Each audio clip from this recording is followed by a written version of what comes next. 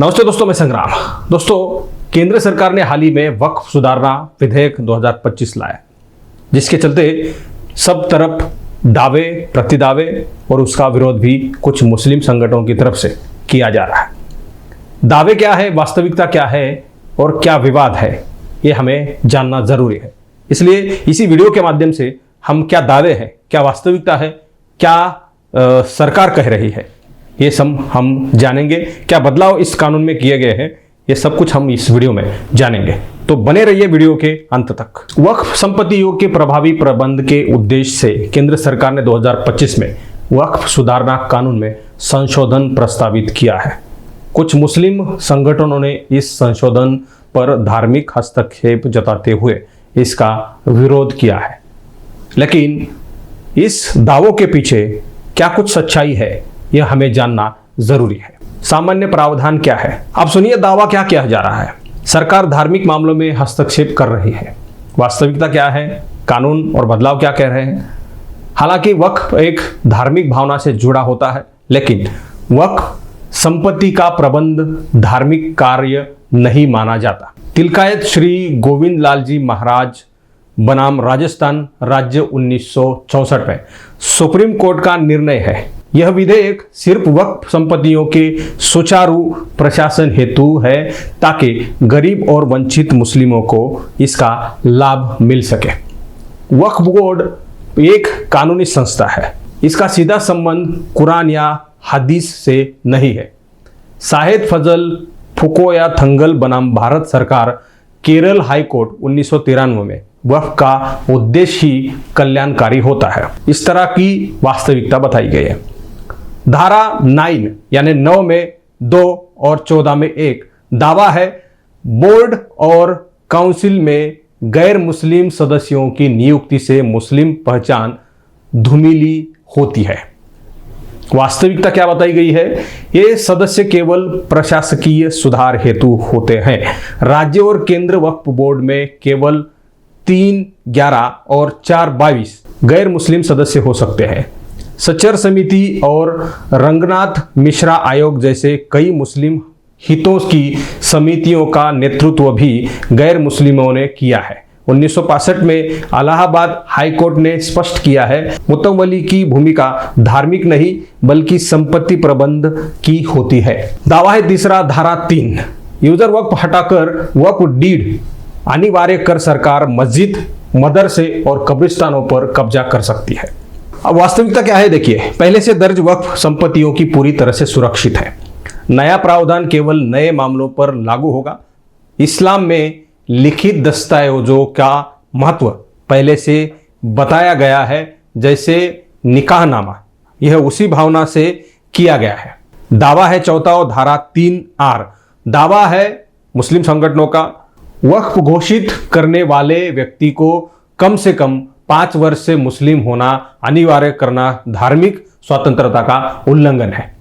वास्तविकता क्या बताई जा रही है, 2013 के कानून में कोई भी व्यक्ति शब्द था, यह संशोधन उसे पहले की स्थिति में लाता है। वक्फ केवल मुस्लिम ही कर सकता है, यह इस्लामी सिद्धांतों के अनुरूप है। वक्फ हलाल और औलाद के जरिए महिलाओं और बच्चों के अधिकार भी संरक्षित किए गए हैं। दावा 5वां है, धारा 61A दावा क्या कह रहा है, मुतवल्ली के लिए दंड और कारावास की सजा अत्याचारी है, इस तरह का दावा किया है। तो वास्तविकता क्या बताई जा रही है, पहले भी ऐसे प्रावधान मौजूद थे, सिर्फ जुर्माने की राशि बढ़ाई गई है। आज 72 लाख वक्फ संपत्तियों से केवल 166 करोड़ की आय हो रही है, जबकि यह 12,000 करोड़ तक जा सकती थी। अधिक पारदर्शिता के लिए सख्ती जरूरी होती है, इस तरह से प्रावधान है। दावा 6वां है, धारा 4 दावा क्या कह रहा है, सर्वे कमिश्नर की जगह जिलाधिकारी को अधिकार देना सत्ता का केंद्रीकरण है। वास्तविकता क्या बताई जा रही है, जिलाधिकारी जिला के राजस्व रिकॉर्ड का प्रमुख होता है, इसलिए सर्वे जिम्मेदारी उसे देना प्रशासनिक रूप से ज्यादा व्यावहारिक है। विवादों की जांच उच्च अधिकारी ही करेंगे। दावा 7वां है, धारा 13(2)A दावा क्या कह रहा है? बोहरा और आगा खानी के लिए अलग वक्फ बोर्ड में मुस्लिम समाज में विभाजन होगा, इस तरह का दावा किया जा रहा है।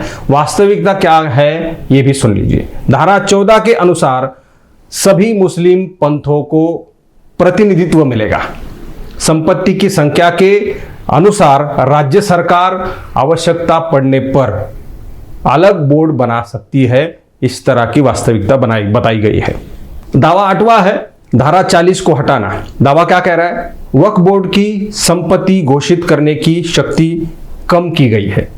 तो वास्तविकता क्या बताई जा रही है? प्रमाण के बिना संपत्तियों को वक्फ घोषित करने से विवाद होते हैं, जिसे तमिलनाडु के 1500 साल पुराने मंदिर पर दावा। इससे संपत्ति अधिकारों अन्य कानूनों में संतुलन रहेगा, इस तरह का ये प्रावधान है। अब दावा 9वां है और धारा 83। दावा ये किया जाता है वक्फ ट्राइब्यूनल के आदेश के खिलाफ हाई कोर्ट में अपील अनुमति से उसकी शक्ति कम हो जाएगी। वास्तविकता क्या बताई जा रही है? अब न्याय की दूसरी सीढ़ी मिलती है। पहले अपील की कोई सुविधा नहीं थी। लिमिटेशन एक्ट लागू होने से अनावश्यक मुकदमे भी कम हो जाएंगे। 2024 में ऐसे 32,000 मामले प्रलंबित हुए थे, उस पर कोई सुनवाई नहीं। और आखिरी दावा है 10वां है, केंद्र को नियम बनाने की शक्ति। दावा यह कह रहा है राज्य सरकार के अधिकार छीने गए हैं। अब वास्तविकता क्या कह रही है? बोर्ड की स्थापना, सीईओ की नियुक्ति, बजट ट्राइब्यूनल आदि सभी अधिकार राज्य सरकार के पास रहेंगे। केंद्र केवल नीति निर्धारित तक सीमित रहेगा, धारा 96 के तहत। इस तरह के दावे थे और इस तरह की वास्तविकता बताई गई है। अब केंद्र सरकार ने ये सब लागू किया है, उस पर चर्चा, विवाद, दावे प्रतिदावे किए जा रहे हैं, वास्तविकता भी बताई गई है। अब मुस्लिम संगठनों की तरफ से इस बिल को खारिज किया जाए, इस तरह की मांग भी की जा रही है। इतना ही इस वीडियो में कहने का हमारा मकसद था। आपने वीडियो देखा होगा और वीडियो अच्छा लगा होगा तो चैनल को सब्सक्राइब कीजिए, बेल आइकन को भी प्रेस कीजिए ताकि नोटिफिकेशन आप तक पहुंच जाए। चैनल पर आप नए हैं तो चैनल को सब्सक्राइब कीजिए। बहुत बहुत शुक्रिया।